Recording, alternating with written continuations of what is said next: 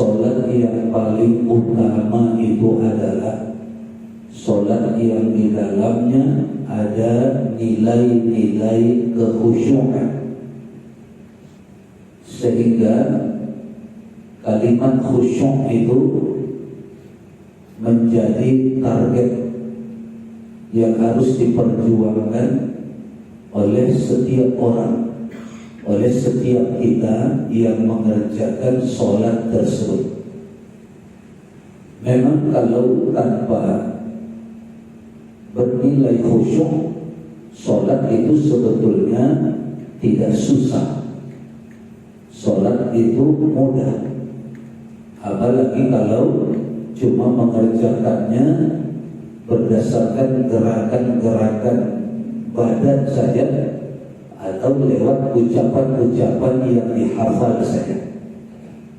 Tapi nanti kita khawatir tidak tercapai tujuan daripada sholat itu sendiri, hakikat daripada sholat itu.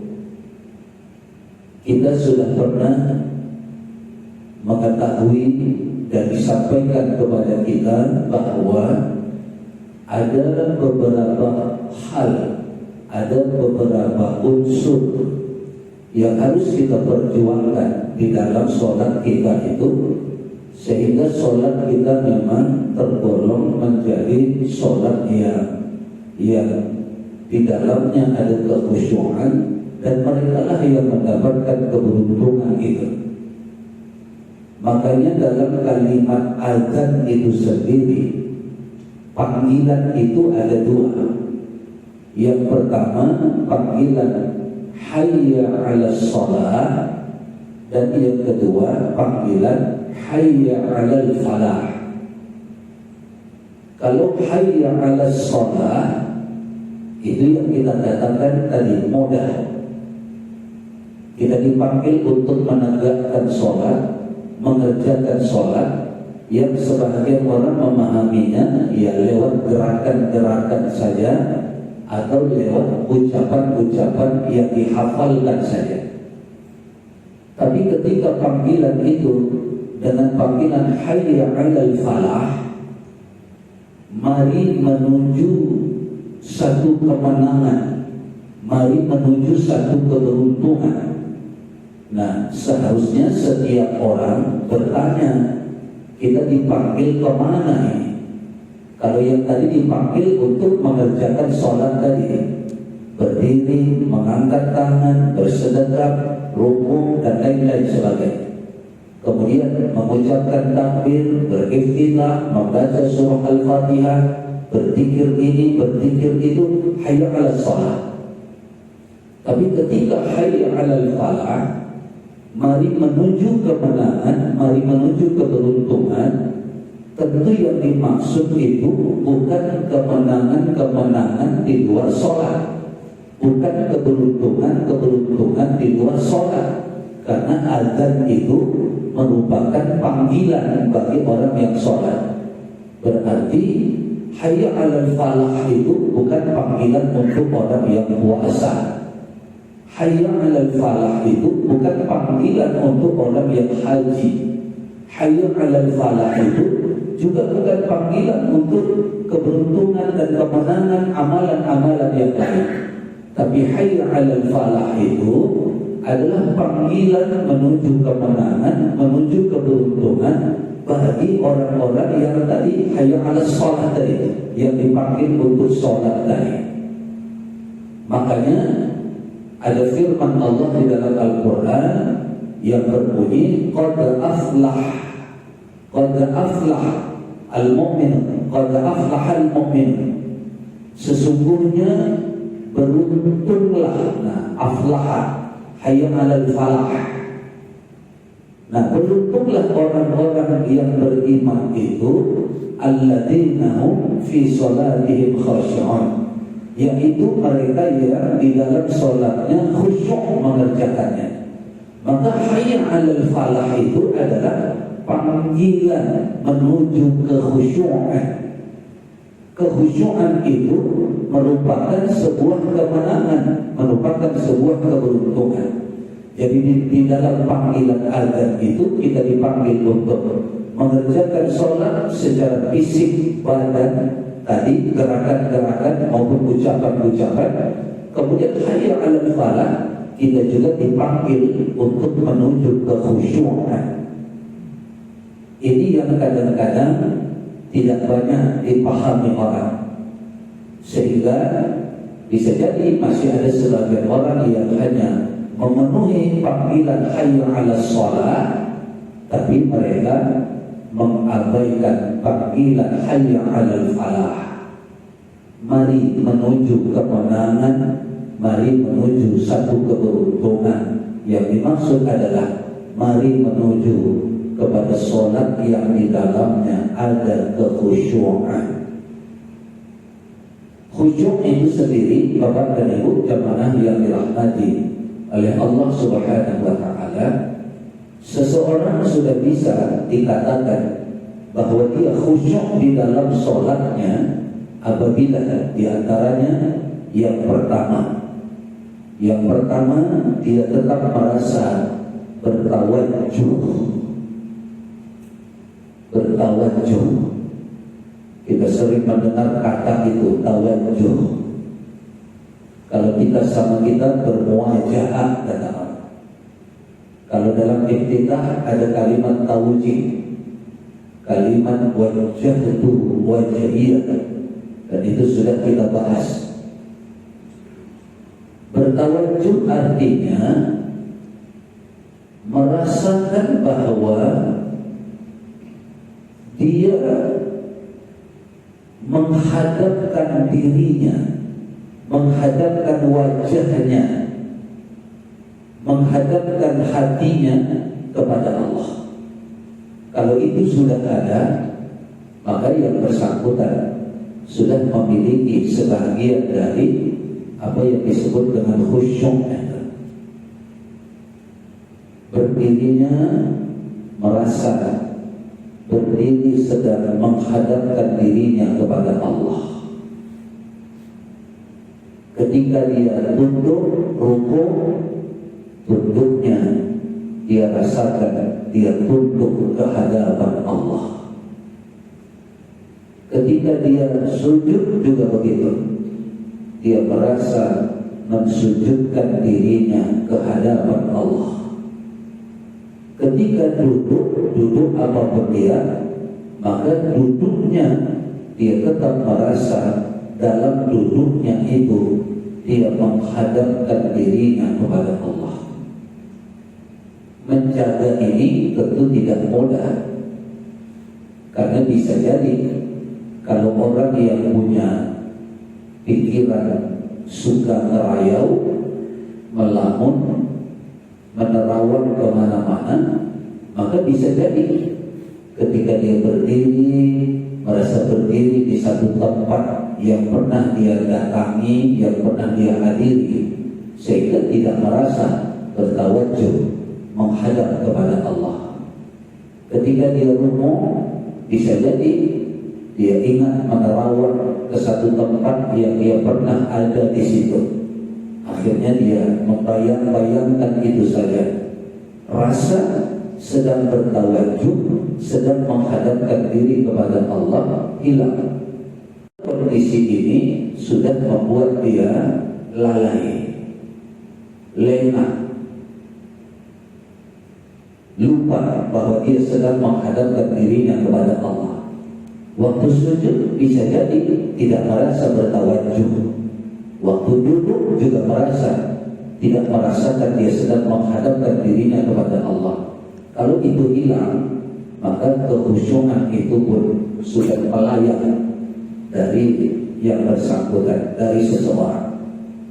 Maka bagaimana kita bisa terus melatih diri kita, menjaga konsentrasi kita dalam posisi apapun kita. Posisi itu adalah posisi sedang menghadapkan diri kita kepada Allah. Itulah tawajjuh itu. Itu yang harus kita jaga. Sedang i'tidal, sedang berdiri ke hadapan Allah. lalu dia berzikir, lalu dia berqunut kalau subuh, maka dia merasa sedang berdoa, meminta ke hadapan Allah. Itu yang harus kita jaga, itu yang harus kita pelihara. Menyimpang dia sedikit, waspada.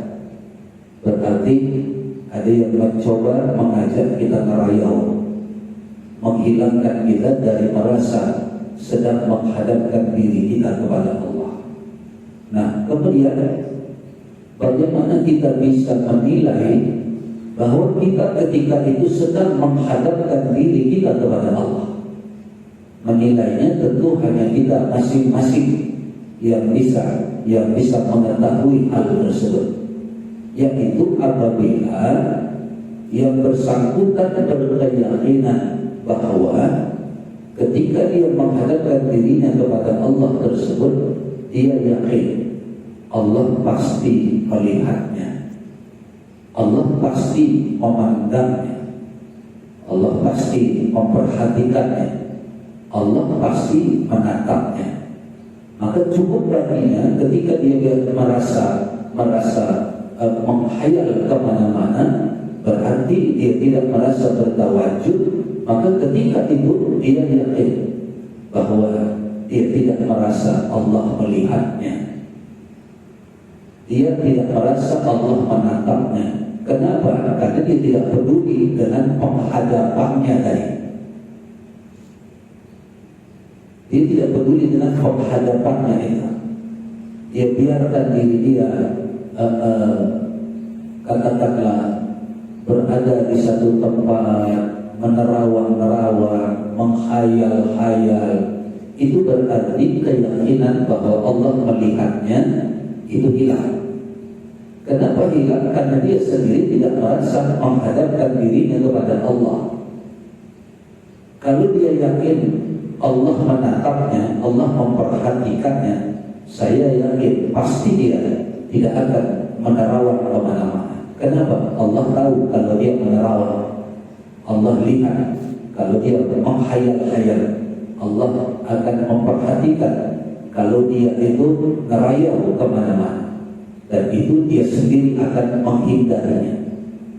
Dia akan hindari ngerayau itu, karena artinya dengan dia ngerayau berarti rasa bertawajuhnya menghadapkan dirinya kepada Allah itu pun hilang. Dan itu berarti keyakinannya Allah tidak melihatnya, karena dia biarkan diri dia ngerayau. Allah tidak nampak seolah-olah begitu. Biar aja menerawang kemana-mana, karena Allah tidak tahu, kata dia. Biar aja menghayal kemana-mana. Kenapa? Karena dalam keyakinannya Allah pasti tidak menatapnya. Nah, itu yang tidak boleh. Kita harus tanamkan dengan kuat di hati kita. Menyimpang kita sedikit saja, Allah tahu. Maka kalau begitu, berjuanglah agar tidak menyimpang walau sedikit pun dari rasa menghadapkan diri kita kepada Allah. Maka sejak dari awal itu kita pelihara, kita jaga. Saya katakan tadi, posisi apapun, apakah berdiri sedang menghadapkan diri kepada Allah, dan Allah tahu kalau ketika itu kita merasa menghadap atau merasa terayau, ketika itu kita merasa menghadap atau merasa sedang berada menerawang kemana-mana, ketika rukuknya sedang menundukkan dirinya kepada Allah, dan dia yakin kalau ketika itu dia lengah sedikit, Allah tahu. Apalagi kalau lengahnya banyak, Allah lebih tahu. Berarti apa? Rasa tawajuhnya pun hilang. Bisa sedikit, bisa juga banyak, bisa juga sebentar, bisa juga lama. Rasa tawajuhnya itu tidak ada, karena dia merasa menghadapkan diri kepada benda-benda lain, kepada makhluk-makhluk lain di satu tempat yang dia hayalkan ketika itu. Kemudian ketika kita sujud, merasa mensujudkan diri ke hadapan Allah, kita yakin kita lengah sedikit saja, Allah tahu. Apalagi kalau lengahnya banyak, kalau lengahnya panjang, berarti Allah juga tahu tentang itu. Kalau dia biarkan dan dia yakin Allah tahu, maka itu sama dengan dia membiarkan dirinya tidak merasakan bertawajuh ke hadapan Allah. Itu salah satu unsur daripada khusyuk yang harus ada kita miliki sejak awal dari sholat kita. Terus menerus merasa menghadapkan diri kepada Allah dalam posisi apapun, dan kemudian terus menerus merasa dan meyakini bahwa Allah melihat kita, Allah menatap kita, Allah memperhatikan kita, dan kita yakin sedikit saja kita lengah, sedikit saja kita lalai, berarti Allah tahu akan kelalaian kita itu. Maka sedapat mungkin setiap kita berjuang, jangan sampai lalai, jangan sampai lengah terhadap merasa menghadapkan diri kita kepada Allah. Jadi tawajuh namanya itu harus ada di dalam sholat kita.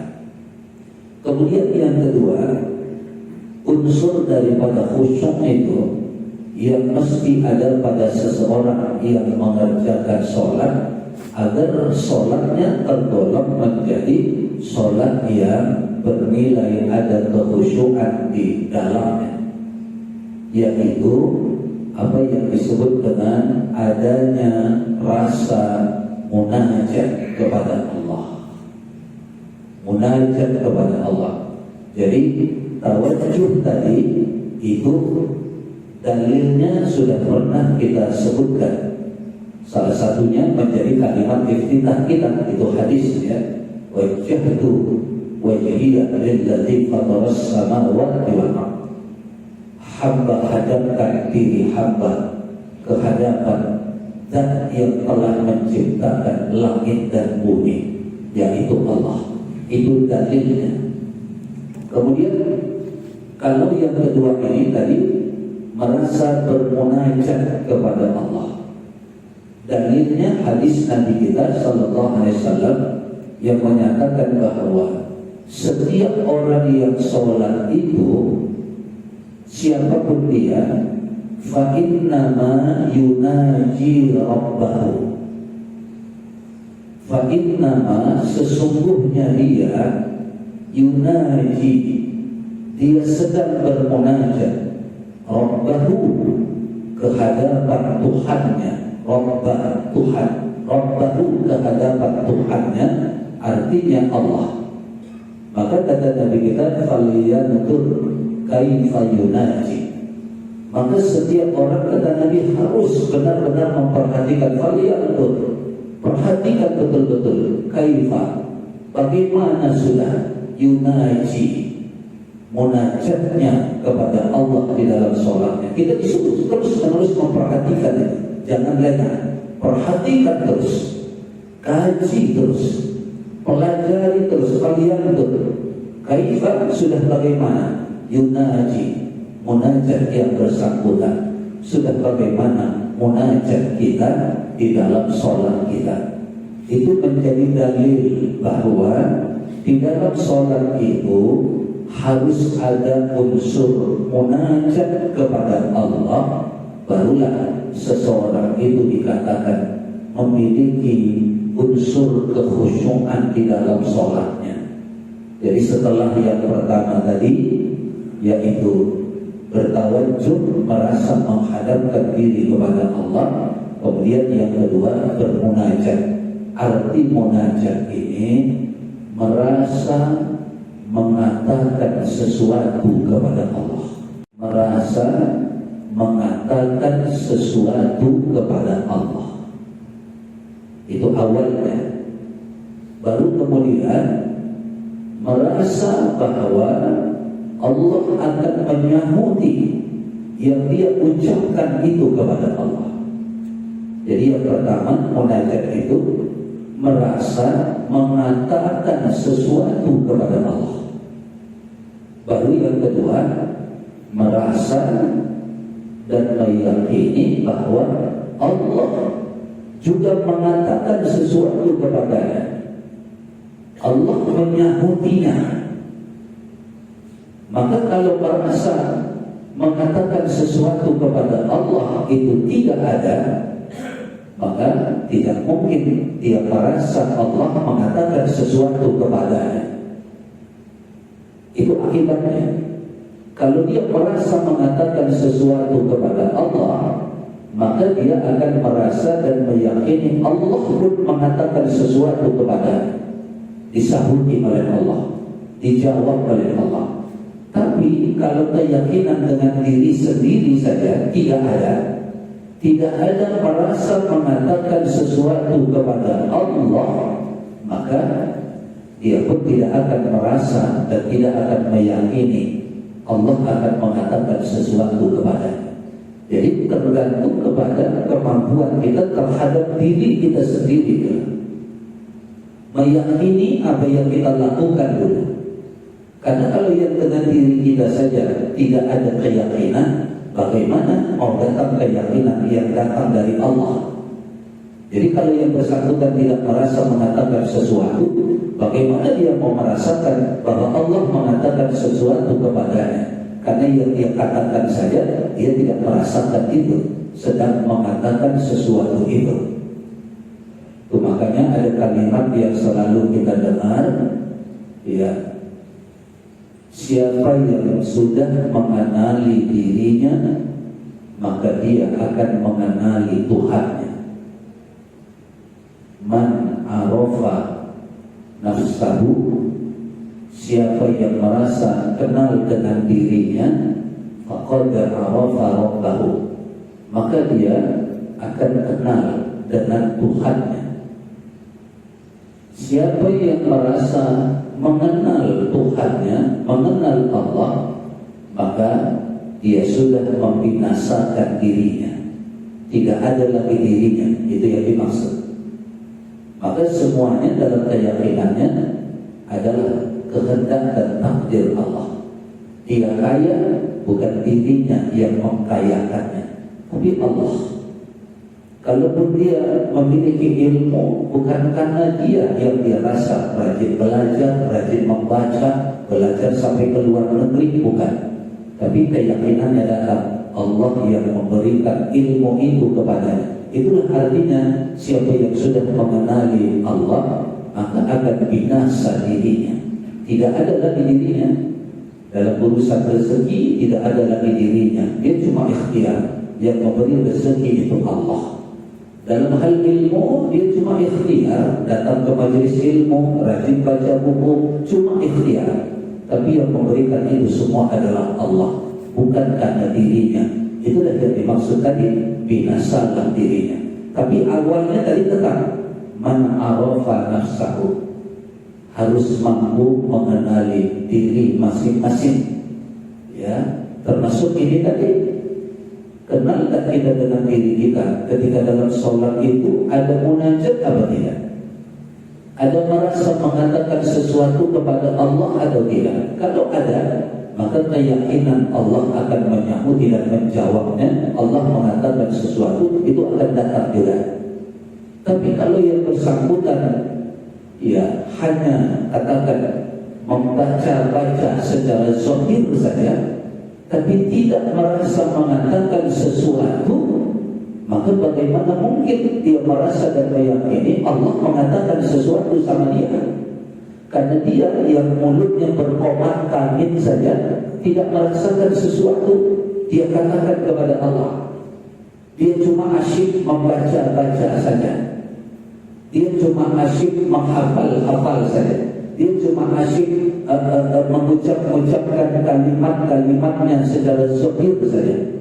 Tapi dia tidak merasa mengatakan sesuatu. Ini juga yang harus kita jaga.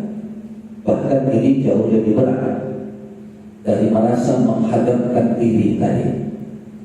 Karena apa? Karena terlalu banyak yang kita katakan, terlalu banyak yang kita ucapkan kepada Allah di dalam sholat kita. Terlalu banyak. Maka butuh waktu, butuh kemampuan agar kita mengenali apa sebetulnya yang kita ucapkan kepada Allah. Dari awal kita mengatakan sesuatu, misalnya kalau kita mulai dari sholat kita mengatakan kalimat yang berbunyi Allahu Akbar. Semua bisa mengucapkan itu. Anak kecil bisa, bahkan orang-orang non-muslim bisa kalau cuma mengucapkan itu. Nah, tapi sama kita yang penting adalah ketika kita mengucapkan kalimat itu, sebetulnya kita sedang mengatakan apa kepada Allah. Itu sudah kita lewati ya. Kalau dimulai dari sholatnya, kalau sebelum sholatnya ada istighfar. Apa yang kita ucapkan waktu itu? Dengan lisan kita tentu kalimat istighfar. Tapi yang kita katakan dengan hati kita apa ketika itu? Itu maka saya katakan tadi, berarti kita butuh mengerti apa yang kita ucapkan itu. Itu makanya para ulama pun menambahi bahwa untuk terwujudnya merasa menghadap tadi, bertawajuh tadi, dan merasa mengatakan sesuatu kepada Allah dan meyakini Allah mengatakan sesuatu kepada dirinya, atau yang kita sebut dengan munajat, maka ulama mengatakan orang yang mau mencapai itu harus memiliki yang namanya tafahumul ma'ani, namanya tafahumul ma'ani. Tafahum artinya mengerti, faham ya. Tafahum itu paham, paham itu mengerti. Ma'ani itu maknanya apa yang dia kerjakan, yang dia kerjakan dalam bentuk gerakan-gerakan badan maupun yang dia kerjakan dalam bentuk ucapan. Itulah al-ma'ani. Jadi harus memahami, harus paham al-ma'ani, apa yang dia perbuat, apa yang dia gerakkan, apa yang dia lakukan. Bahkan tadi apa yang dia ucapkan, apa yang dia bacakan itu, apa yang dia katakan, sebutkan, apa yang dia bunyikan dengan lisannya itu, maka dia harus berusaha untuk tafahum. Kalau tidak, nanti sulit untuk merasa bertawajuh. Dan yang kedua, sulit nanti untuk merasa bermunajat. Kenapa? Karena tidak tafahum, karena tidak memahaminya. Maka beruntunglah orang yang sudah tafahum. Dia tafahum apa makna menghadap kiblat, bukan menghadap Ka'bah. Badan ya menghadap Ka'bah, tapi hati sedang menghadapkan diri kepada Allah. Tafahum dia itu, maka dia sudah dapat. Berarti datang rasa bertawajuh, rasa menghadapkan diri kepada Allah. Dia tafahum sebelum sholat, misalnya mengucapkan Astaghfirullahaladzim. Tafahum dia, apa yang dia ucapkan itu dia paham. Maka datanglah tadi munajat tadi. Ternyata ketika itu dia sedang minta ampun kepada Allah. Ampuni hamba ya Allah. Astaghfirullahaladzim. Ampuni hamba ya Allah. Ya Allah, Ilahi, ya Allah, Anta, Engkaulah maksudi yang hamba tuju dengan sholat hamba ini. Paham dia, tidak cuma diucap-ucapkannya saja kalimat itu, kata dia pahami. Nah, kalau dia paham, maka tadi merasa bertawajuh akan datang karena mengatakannya kepada Allah, pastilah dia merasa sedang menghadap kepada Allah. Nah, karena dia merasa mengucapkan sesuatu kepada Allah yang kita sebut dengan munajat tadi, dia mengatakan itu kepada Allah, ya Allah, hanya Engkau yang hamba tuju. Dengan sholat hamba ini, waridhoka, dan hanya ridhomu, maqlubi, yang hamba cari dengan sholat ini ya Allah. Hamba sholat ini hanya untukmu, dan dengan sholat hamba ini hanya mencari ridhomu. Maka kalau sudah itu yang dia katakan kepada Allah, tidak mungkin dia tidak sungguh-sungguh nanti di dalam sholatnya. Maka nanti tidak banyak membantu zikir-zikir itu kalau tidak tafahum. Maka harus dipahami dengan baik dan benar. Nah, oleh karena itu, kalau masuk ke dalam sholat, tadi kita katakan, kita mengucapkan Allahu Akbar. Bagi sebagian orang bisa saja itu cuma kalimat takbir, tapi bagi yang tafahum, ketika itu dia memanggil Allah, dia panggil Allah, Allah ya Allah. Ketika dia panggil, lalu dia katakan, ya Allah, sengaja hamba sholat fardu subuh ini mengikut imam karena Engkau ya Allah Akbar, Engkau yang maha besar.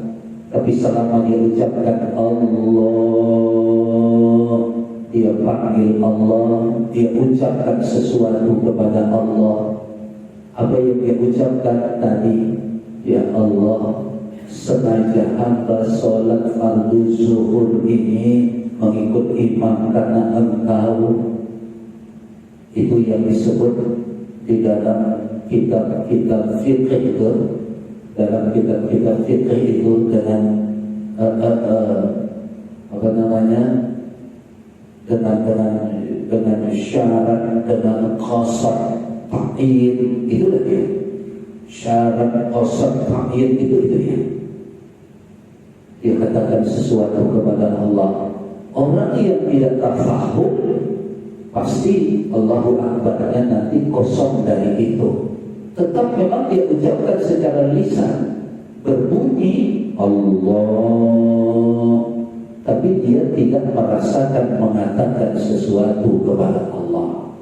Nah, maka yang tafahum, dia akan merasakan mengatakan itu kepada Allah. Kalau dia sudah merasakan mengatakan itu kepada Allah, munajat kepada Allah, pasti otomatis yang pertama tadi dapat merasa menghadap. Karena apa? Mengatakannya di hadapan Allah. Di hadapan Allah dia mengatakan sesuatu, berarti dua-dua dapat. Tawajuhnya dapat, munajatnya dapat. Dikarenakan apa? Karena dia tafahum, dia paham al-ma'ani akan yang dia lakukan dan apa yang dia katakan, apa yang dia perbuat. Itu makanya kemarin tuh satu-satu kalimat ini kita bahas supaya melekat betul. Lalu ada kita yang mengamalkan Allahu Akbar kabira, ada kita yang mengamalkan wajjahtu wajhiya lilladzi fataras samawati wal ardh, ada kita yang mengamalkan Allahumma ba'id baini wa baina khataaya, dan seterusnya. Tinggal kita pahami supaya apa? Kalau kita itu tidak pahami, supaya yang dua tadi datang. Apa yang dua tadi? Merasa bermunajat dan merasa bertawajuh. Pahamilah isinya itu. Pasti akan datang yang namanya munajat dan akan datang yang namanya tawajuh. Tapi kalau tidak tafahum, maka ucapannya itu cuma bunyi di mulutnya saja.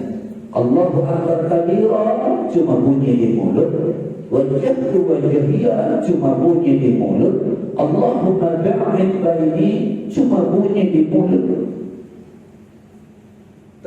kalau cuma bunyi di mulut, sebutan predikat sebagai orang yang khusyuk di dalam sholatnya, maka belum didapatkan oleh yang bersangkutan. Kenapa? Karena dua-duanya tidak ada. Apa itu? Tawajuh dan munajat. Kenapa dua-duanya bisa tidak ada? Karena dia tidak tafahum, dia belum paham apa yang dia ucapkan itu. Kita sudah tahu ketika kita mengatakan Allahu Akbar kabira, merasa mengatakan kepada Allah, ya Allah, Engkau maha besar, sempurna kebesaran-Mu. Itu dia ucapkan di hadapan Allah, maka tawajuh. Dan dia munajat mengatakan itu kepada Allah, isi hatinya hanya mengagungkan Allah yang maha besar. Maka keyakinan dia akan datang, Allah akan merasa dia agungkan. Bahkan Allah akan menjawab, hamba-Ku ini sedang mengagung-agungkanku. Itu dia Bapak Ibu jemaah dirahmati Allah, dan seterusnya dan seterusnya dan seterusnya. Apa yang kita ucapkan, kita merasa mengatakan sesuatu, dan kita katakan sesuatu itu dengan merasa yakin kita menghadapkan diri kita kepada Allah, dan Allah pun kita yakin menatap kita, memandangi kita, perhatikan kita. Tapi itu tadi syaratnya, kalau sudah tafahumul ma'ani, sudah memahaminya, maka insya Allah nanti kita akan diingat-ingatkan kembali. Ini tadi pengantar, karena kita akan masuk kembali membahas tentang sholat kita, yaitu yang tidak kita, insya Allah. Saya kira ini dulu Bapak dan Ibu jemaah dirahmati oleh Allah Subhanahu Wa Taala. Silakan sebelum ditutup kalau ada yang ingin disampaikan. Saya menjelaskannya tadi sampai waktu Isra sudah masuk ya Pak? Sudah ya? Baik, sudah masuk, walaupun tidak ada dialog, tapi penjelasan satu arah yang saya sampaikan tadi mudah-mudahan mengingatkan kita kembali akan hakikat sholat yang khusyuk. Kemudian syarat dari khusyuk itu apa? Sudah kita sebutkan tadi, ada dua sudah. Tawajuh, merasa bertawajuh, menghadapkan diri kepada Allah terus menerus. Kemudian munajat, merasa mengatakan sesuatu kepada Allah. Tapi yang dua ini tidak mungkin datang kalau yang bersangkutan tidak tafahum, tidak memahami apa yang dia perbuat, dan tidak memahami apa yang dia ucapkan. Dan terakhirnya, pemahaman ini tidak akan datang kecuali kita harus mempelajarinya. Pemahaman ini tidak datang sendiri kalau tidak memang kita mencarinya. Bagaimana supaya kita paham, bagaimana supaya kita mengerti. Itulah manfaat dari majelis ilmu yang kita lakukan dimanapun, termasuk setiap subuh Selasa kita. Kita bermohon kepada Allah Subhanahu Wa Taala agar Allah mempertemukan kita kembali dalam keadaan sehat walafiat pada kuliah subuh kita yang akan datang. Amin ya Allah, amin ya Rabbal Alamin. Rabbana zidna ilman nafi'an warzuqna fahman wa amalan salihan. Rabbana atina fid dunya hasanah wa fil akhirati hasanah wa qina adzaban nar. Walhamdulillahi rabbil alamin. Bapak dan Ibu jamaah yang dirahmati oleh Allah Subhanahu Wa Taala, pada pertemuan kita pekan yang lalu kita sudah memahami insya Allah bahwa minimal ada dua kriteria agar sholat yang kita lakukan itu tergolong menjadi sholat yang khusyuk. Ada dua kriteria yang sudah kita sebutkan. Yang pertama adalah adanya rasa bertawajuh kepada Allah, yaitu merasa menghadapkan diri kepada Allah. Kemudian yang kedua, merasa bermunajat kepada Allah, yaitu merasa sedang menyampaikan sesuatu kepada Allah, merasa sedang mencakapkan sesuatu kepada Allah. Jadi yang pertama tawajuh, merasa menghadapkan diri kepada Allah. Kemudian yang kedua munajat, merasa mengatakan, mengucapkan sesuatu kepada Allah. Kalau ini bisa terjaga, bisa terpelihara sepanjang sholat kita, maka sholat yang kita lakukan tersebut tergolong sebagai sholat yang khusyuk. Sholat yang khusyuk yang lalu juga sudah disebutkan kepada kita adalah sebuah keberuntungan besar. Maka kita dipanggil dengan hayya 'alal falah. Mari menuju keberuntungan, mari menuju kemenangan. Dan juga sudah kita sebutkan firman Allah dalam Al-Quran bahwa Allah menyebutkan qad aflahal mu'minun alladzina hum fi salatihim khashi'un. Beruntung besarlah, menang besarlah orang-orang yang beriman itu, yang mereka di dalam sholat-sholat mereka sudah ada kekhusyukan. Maka dari itu Bapak dan Ibu, ini harus kita upayakan, kita usahakan. Yang sudah ada, berjuang untuk mempertahankan. Kenapa? Karena lengah saja kita sedikit itu bisa merusak. Sebagaimana disebutkan di dalam Al-Quran juga, fawailul lil musallin alladzina hum an salatihim sahun. Satu kecelakaanlah bagi orang-orang yang sholat, yang di dalam sholat mereka sahur, mereka lalai, mereka lengah. Artinya mereka tidak khusyuk. Lawan dari khusyuk adalah sahur. Lawan dari khusyuk itu adalah lalai, lengah. Kalau dibalik, lawan dari sahur adalah khusyuk.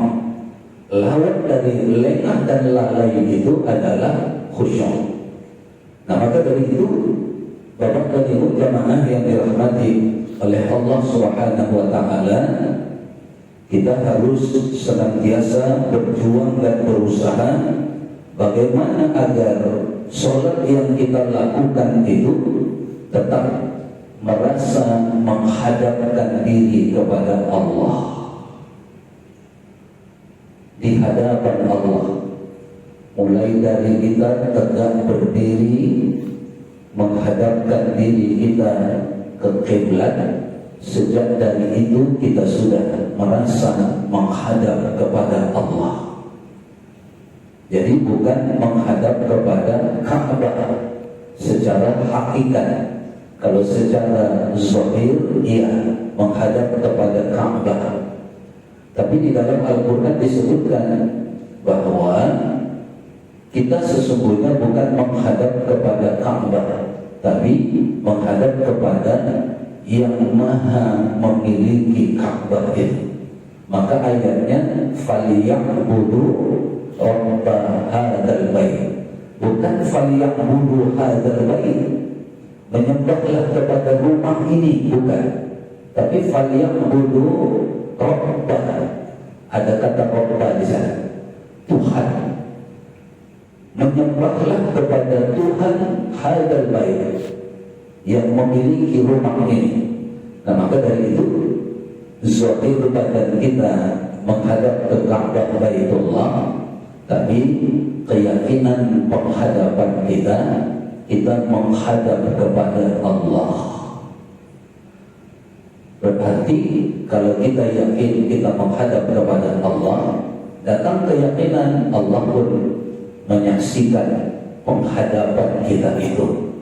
Allah melihat kita yang sedang menghadapkan diri kepadanya itu. Tapi sebaliknya Allah juga tahu kalau yang bersangkutan tidak merasa menghadap kepada Allah. Allah juga tahu kalau yang bersangkutan itu sedang menghadap entah kemana-mana. Allah juga tahu itu. Maka ini yang harus kita upayakan. Nah, menjembatani agar rasa menghadap itu semakin kuat, maka syarat kriteria yang kedua tadi itu harus tetap kita jaga dari awal sampai akhir, yaitu munajat, merasa mengatakan sesuatu kepada Allah. Kita tidak bercakap sendiri, tapi kita mencakapkan sesuatu kepada Allah yang Allah nanti juga menjawab, menyangkuti apa yang kita ucapkan itu.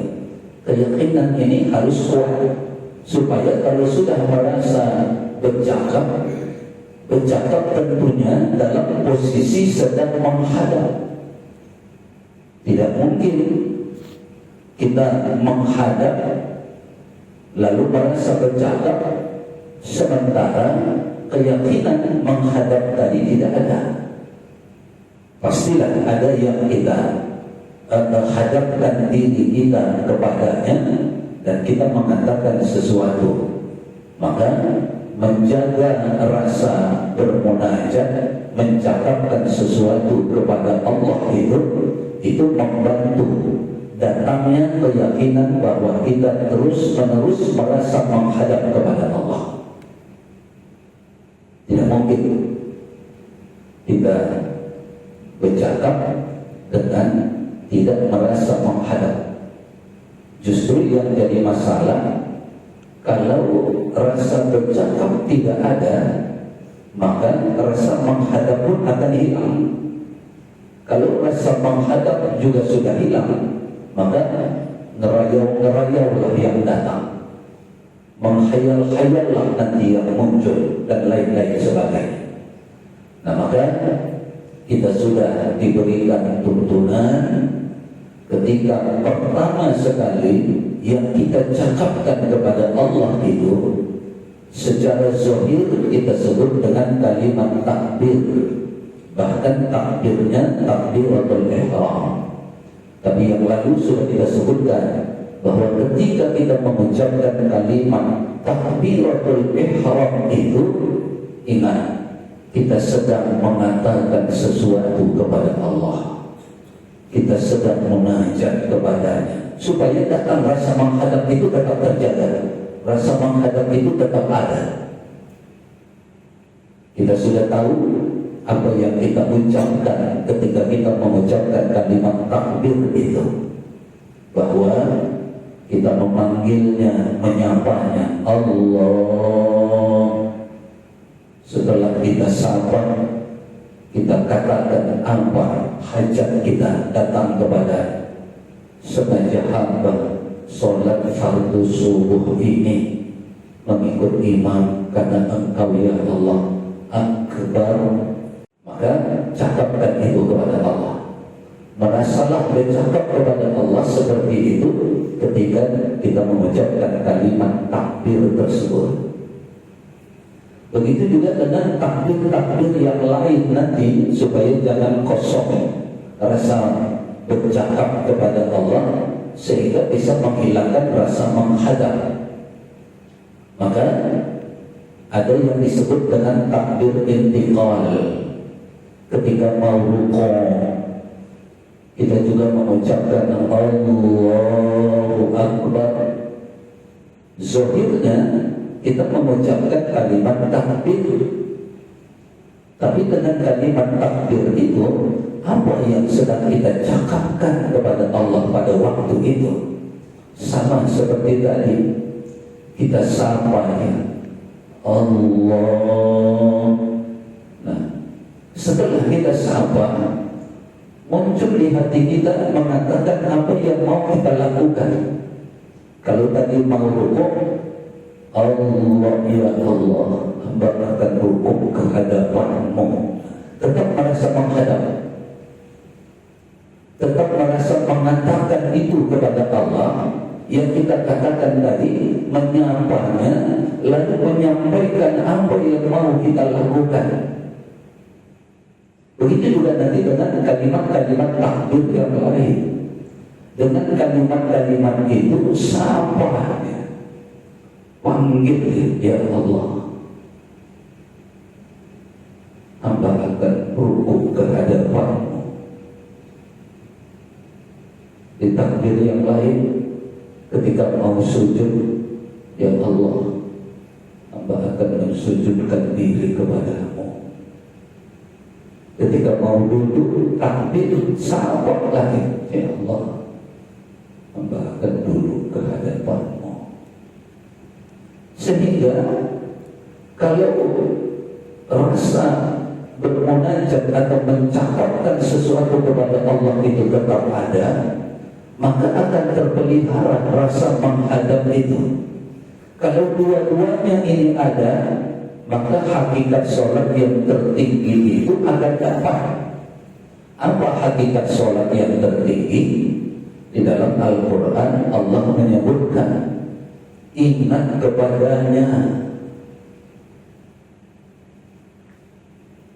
bukan ingat yang lain. Tapi kalau ini tadi tidak bisa, apalagi dibiarkan saja, maka mustahil akan ingat kepadanya. Al-Quran menyebutkan di dalam surah Toha, wa aqimis sholata li dzikri, kata Allah. Wa aqimis sholata li dzikri, diperintah oleh Allah, tegakkanlah sholat li dzikri, untuk ingat kepadaku, kata Allah. Ini yang paling tinggi. Maka kalau tidak merasa mencakapkan sesuatu kepada Allah, akan hilang rasa menghadap kepada Allah. Maka yang diingat pun nanti akan yang lain-lain. Apa yang lain-lain itu? Pokoknya selain Allah, entah apapun itu. Bahkan bukan lagi 1000 satu macam akan muncul, bisa jadi 10.000 satu macam akan muncul. Akibat apa? Akibat tadi tidak merasa mencakapkan sesuatu kepada Allah, munajat hilang, sehingga akhirnya tidak merasa sedang di hadapan Allah, tawajuh hilang. Maka pada akhirnya rasa ingat kepada Allah pun itu tidak akan ada. Bagaimana dia mau ingat? Rasa menghadap saja tidak ada. Bagaimana dia mau ingat? Merasa bercakap saja tidak ada. Maka hilanglah hakikat sholat yang tertinggi itu. Tapi kalau bisa kita latih-latih, ya kita riyadhah, bagaimana menjaga agar kita tetap merasa menghadapkan diri kita kepada Allah, kemudian merasa mencakapkan sesuatu kepada Allah, otomatis ingat itu akan datang. Ya Allah, hamba akan rukuk ke hadapan-Mu. Ingat bahwa dia akan rukuk ke hadapan Allah. Allahu Akbar, ya Allah, hamba akan sujud kepada-Mu. Ingat dia, waktu itu dia mau sujud kepada Allah, lidzikrinya dapat, lidzikrinya akan dapat. Ketika takbiratul ihramnya tadi, ya Allah, sengaja hamba sholat fardu subuh ini mengikut imam karena engkau gak apa-apa. Ingat dia waktu itu kepada Allah, dan dia katakan kepada Allah, dia bersengaja mengerjakan sholatnya itu mengikut imam karena Allah dapat. Nah cuma itu tadi kita katakan, dia tidak akan dapat kalau yang ini tadi tidak ada. Kalau yang ini tidak ada, yang ini pun bisa jadi juga sudah tidak ada. Maka bagaimana kita berusaha agar ini ada, kemudian ini ada, yang ini akan dapat secara otomatis. Tidak mungkin dia tidak ingat sama Allah, padahal dia mengatakan, ya Allah, sengaja hamba sholat fardu subuh ini mengikut imam karena engkau. Tidak mungkin dia tidak ingat. Ketika dia mau rukuk, ya Allah, hamba akan rukuk ke hadapan. Tidak mungkin dia tidak ingat Allah ketika itu. Nah cuma itu tadi kita katakan, bagaimana munajat kita merasa bercakap-cakap kepada Allah itu hidup terus, tidak putus. Dan itu memang yang diucapkan oleh lisan mulut kita pun memang tidak putus. Itulah artinya tidak ada diam kita di dalam sholat, tapi terus berkata-kata kepada Allah, tidak ada diam. Walaupun nampak orang kayak diam, misalnya habis takbiratul ihram diam, baru baca Fatihah, oh tidak, dalam diamnya itu bukan diam semata-mata mati, tidak mengatakan apa-apa, dia mengatakan sesuatu, tapi dengan tuntunan dia katakan secara sir. Tidak boleh diam, tidak boleh diam di dalam sholat itu, Bapak dan Ibu. Kapan kita diam? Tidak ada. Habis takbiratul ihram, iftitah, tidak diam. Kalaupun kata orang habis baca Fatihah imam, lalu imam diam, tidak. Imam diam secara zahir, tapi dia wajib berkata-kata kepada Allah. Imam wajib berkata-kata kepada Allah, tidak boleh diam. Ketika imam baca surah, lalu makmum diam, diamnya makmum bukan diam dalam arti diam sama sekali, tapi dia diam dalam arti tetap berkata-kata kepada Allah lewat ayat-ayat yang dibaca oleh imam. Yang paling rendah kalau dia ayat Al-Quran, itu yang paling rendah. Kan di dalam Al-Quran disebutkan, wa idza quri'al Quran fastami'u lahu. Apabila dibacakan ayat Al-Quran, fastami'u, dengarkan. Itu yang paling rendah. Kalau mengerti, dengarkan, dan tadi dipahami karena dia mengerti. Kalau dia belum mengerti ayat yang dibaca imam, fastami'u, simak. Fastami'u itu simak, artinya dengarkan saja dengan baik. Supaya apa? Supaya tadi lidzikri tadi tetap dapat. Jadi perintahnya itu Al-Quran itu paling rendah, dengarkan. Itu ayat Al-Quran. Nah kemudian di dalam rukuk kita tidak diam, ada cakap kita kepada Allah. Zahirnya walaupun sir, subhana rabbiyal azim wa bihamdihi, tapi kita bercakap kepada Allah dengan kalimat itu. Kalimat itu adalah teks percakapan kita dengan Allah oleh Nabi kita, Nabi Muhammad SAW.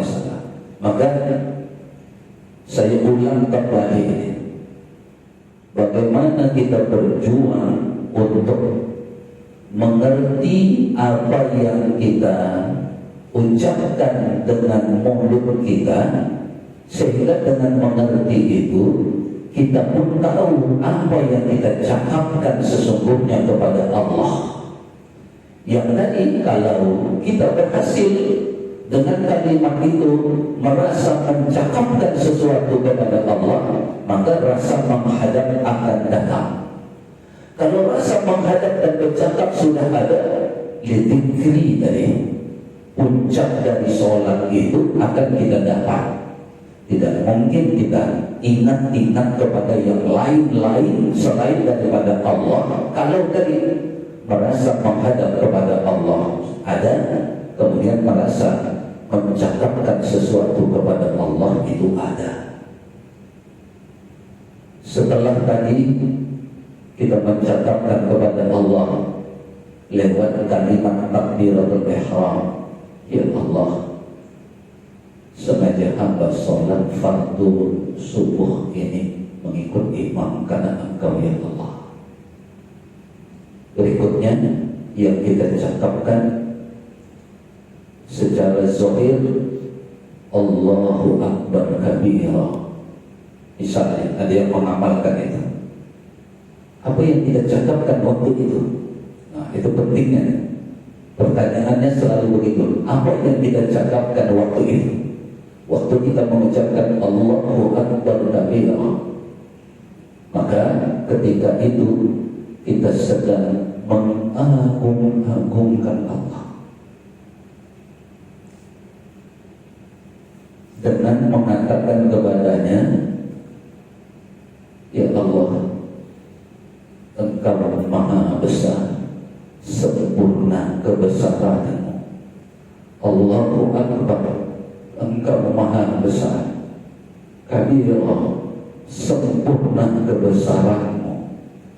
Maka nuansa diri kita ketika itu adalah mengagung-agungkan Allah yang maha besar, yang sempurna kebesarannya.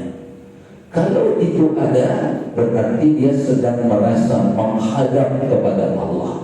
Kalau itu ada, berarti dia ingat hanya kepada Allah, tidak kepada yang lain. Kenapa? Karena dia sudah mengerti apa yang dia cakapkan tadi kepada Allah. Kalau tidak ngerti apa maksud Allahu Akbar kabira, lalu tidak merasa mencakapkan sesuatu dan tidak merasa menghadap, mana mungkin dia ingat kepada Allah pada waktu Allahu Akbar kabira itu. Dia bisa ingat kepada yang lain-lain. Jadi kita ingatkan kembali ini, pada waktu ada yang mengucapkan Allahu Akbar kabira, agung-agungkan Allah dengan kemahabesarannya dan sempurna kemahabesarannya itu. Pasti ingat kepada Allah, pasti, mustahil tidak. Kemudian walhamdulillahi katsira, sudah pernah juga ini kita bahas. Ingat kalimat alhamdulillah, memuji, ketika itu kita puji Allah. Walhamdulillah, kita puji Allah katsira, dengan sebanyak-banyak pujian, karena banyak yang dia berikan kepada kita. Itulah makna katsira. Maka ketika kita atau seseorang mengucapkan kalimat walhamdulillahi katsira, maka ketika itu dia memuji Allah dengan menghadirkan rasa terima kasihnya yang dia terima. Dapat. Allahu Akbar kabira. Ada yang tadi katakannya kepada Allah, ya Allah, Engkau maha besar, sempurna kebesaran-Mu. Pasti dia sedang mengagung-agungkan Allah. Walhamdulillahi katsira, segala puji bagimu ya Allah, hamba berterima kasih yang setinggi-tingginya. Hadir. Pasti waktu itu dia sedang menghadap kepada Allah, karena dia katakan itu di hadapan Allah. Kalau begitu otomatis dia akan zikir, dia akan ingat kepada Allah. Kenapa? Waktu itu dia berterima kasih kepada Allah, waktu itu dia memuji Allah. Ingat, tinggal mengingatnya saja tidak. Wa subhanallahi bukratan wa asila. Subhanallah, Maha suci Engkau ya Allah, Maha suci Engkau ya Allah. Datang rasa mengagung-agungkan. Kalau bahasa kita sekarang, Maha suci Engkau ya Allah itu Maha hebat Engkau ya Allah, Maha hebat Engkau ya Allah, Maha sempurna. Itulah wa subhanallah, itu Maha suci Allah yang tidak punya sifat-sifat kekurangan, maka hebat, maha hebat. Bukrata wa asila, maknanya siang dan malam. Artinya kalau sudah siang sepanjang siang, malam sepanjang malam, itu artinya selama-lamanya. Maha suci Engkau ya Allah. Dalam batin kita itu menghadirkan kekaguman atas kemahahebatan Allah yang tidak punya kekurangan apapun, tidak ada sifat kekurangan baginya, dan itu selama-lamanya, sepanjang waktu, sepanjang siang, sepanjang malam, bukratan wa asila. Jadi Allah berkabira, mengagung-agungkan Allah. Walhamdulillahi katsira, memuji-muji Allah, berterima kasih kepada subhanallah bukratan wa asila, juga mengagung-agungkan Allah karena dia memiliki sifat yang maha hebat, yang maha suci, tidak ada kekurangan apapun baginya, dan itu selama-lamanya. Bukratan wa asila. Kalau ini ada, Allahu Akbar, luar biasa. Orang tidak lihat itu, orang tidak nampak itu, orang tidak dengar itu, karena ini rahasia hanya antara kita dengan Allah. Bisa jadi orang tahu cuma lihat mulut kita berkomat kamit saja.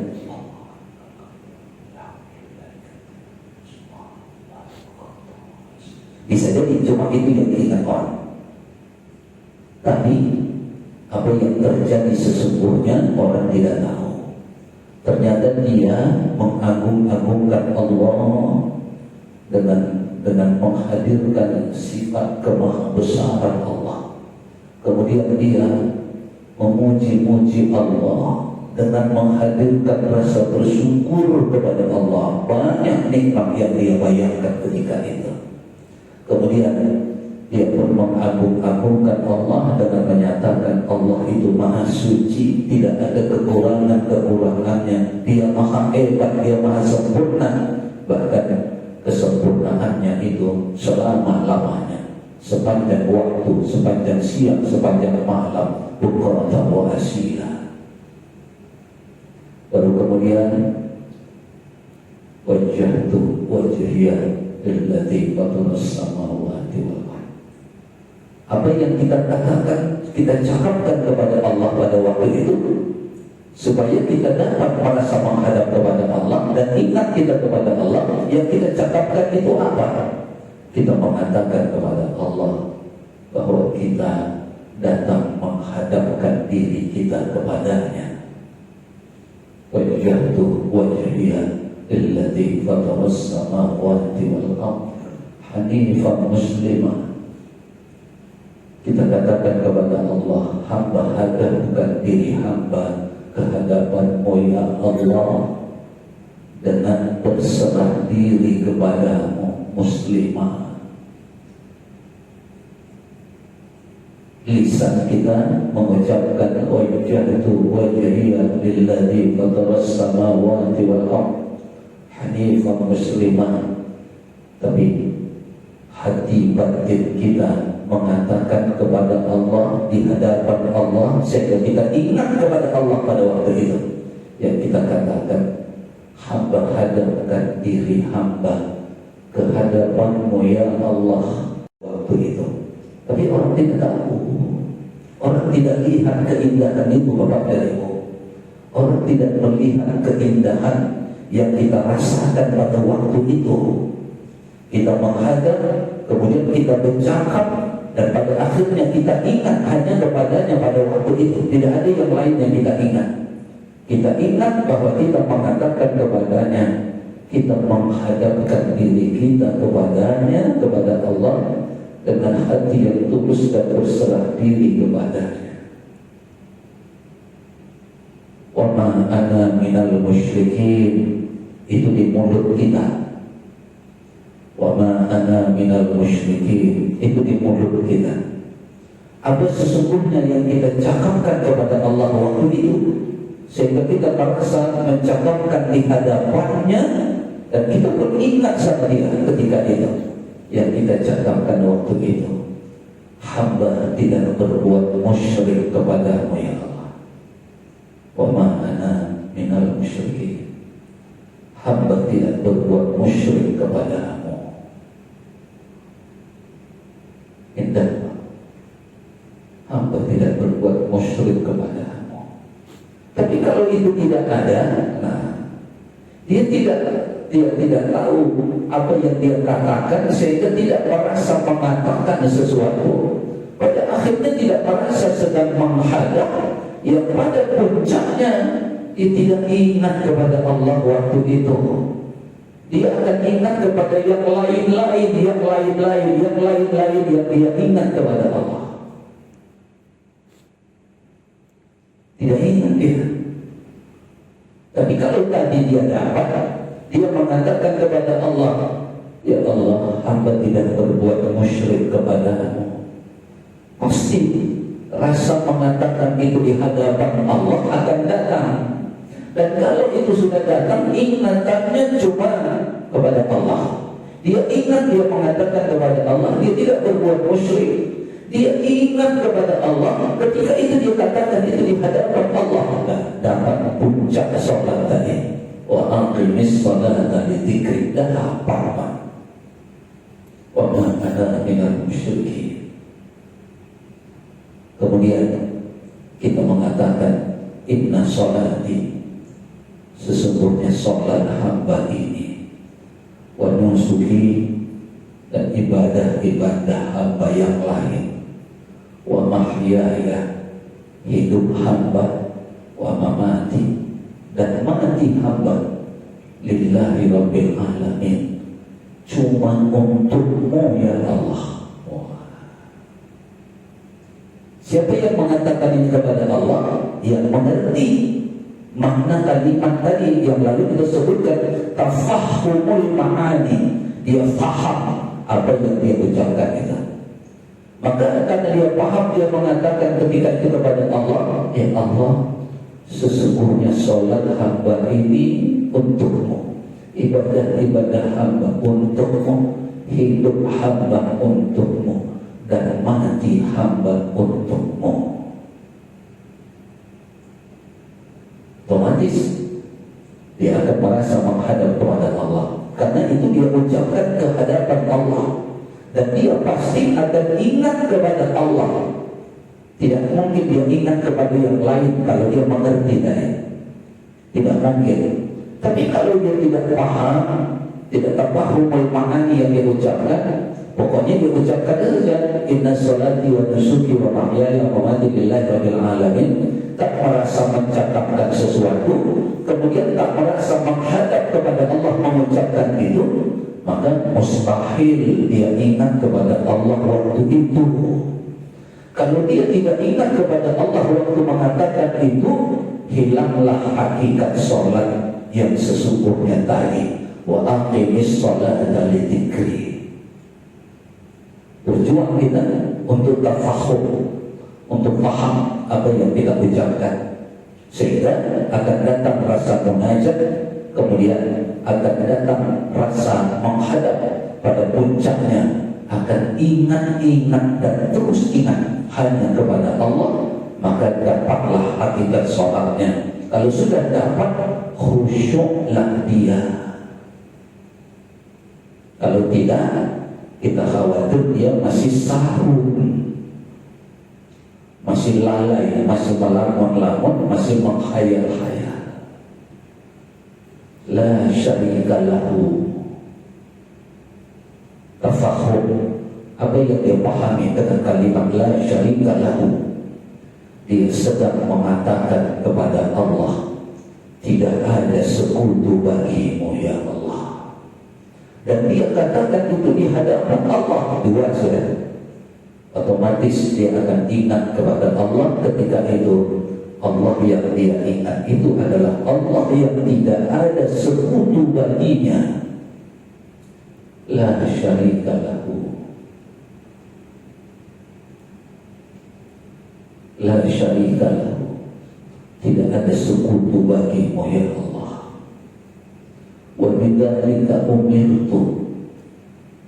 Demikian hamba diperintahkan dan diajarkan oleh Nabi-Mu.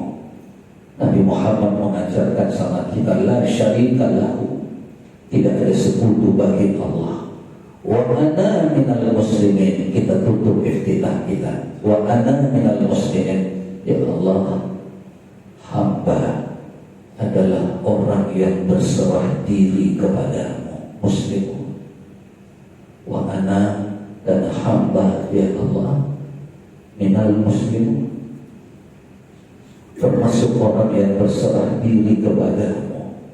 Nah, dia paham itu, terfaham dia, maka dia katakan itu kepada Allah, ya Allah, hamba adalah orang yang berserah diri kepadamu, bukan berserah diri kepada yang lain. Maka otomatis ketika dia mengatakan itu, datang rasa mengatakan itu ke hadapan Allah. Tawajuh. Kalau itu sudah didapatkan dua-dua, dia ingat kepada Allah waktu itu. Dia dikri. Tidak mungkin dia ingat kepada yang lain.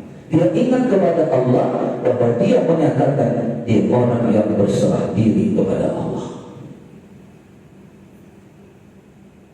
Ini kita ingatkan kembali, kita ulang kembali untuk memantapkan yang sudah ada, yang belum, supaya dapat gambaran bagaimana memahami tafahum itu, agar datang rasa menghadap, agar datang rasa mencakapkan sesuatu, dan otomatis akan ingat kepada Allah. Dan ingat kepada Allah itu adalah puncak capaian dalam sholat. Dan kalau seperti itu, maka sholatnya tergolong kepada sholat yang khusyuk. Saya kira ini dulu Bapak dan Ibu jamaah yang dirahmati oleh Allah Subhanahu wa Ta'ala. Tambahan